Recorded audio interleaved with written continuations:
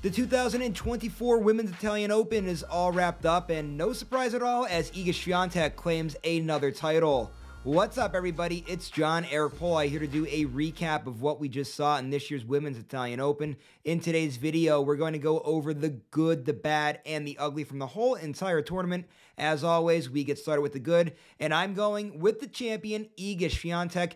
Great showing from Iga in this tournament. She wins every single match she played in straight sets, and she also becomes just the 5th player in tennis history and the 3rd woman to win the dirty double. That's winning the Madrid Open Championship and then winning the Rome Championship within the same year. So congratulations to Iga Swiatek. Another incredible feat at just the young age of 23. She really is something special, and she's definitely the absolute favorite to win this year's French Open as the Queen of Clay continues her dominance on that surface. Now we move on to the bad in today's video, and I'm going to go with Maria Sakkari here. So for Sakkari, right, a great opportunity to make a quarterfinal in this tournament.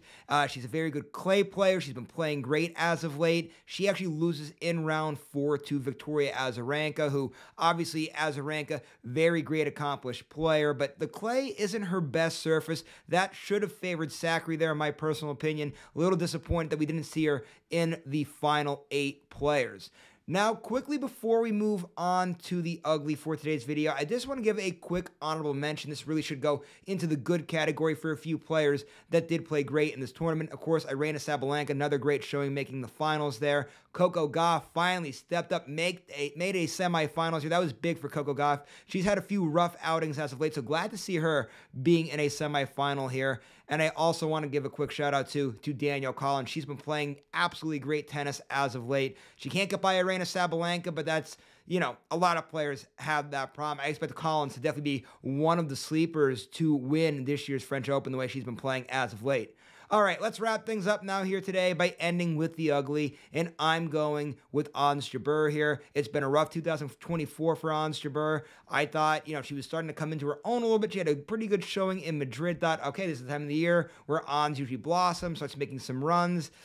Not quite, losing very early in this year's Italian Open. Very disappointing to see from Ons. Hopefully, she'll be able to bounce back and put something together in this French Open. Ons is a great representative of the sport, has a lot of fans. Hopefully, we'll see her start making some deep runs in these tournaments, but it's been a rough 2024 for Ons Jabeur. So that was your recap of this year's 2024 Women's Italian Open. It was a great tournament. And just to wrap things up, I want to give one more congratulations to Iga Swiatek on another great tournament here as Iga just continues to dominate this WTA tour here in 2024.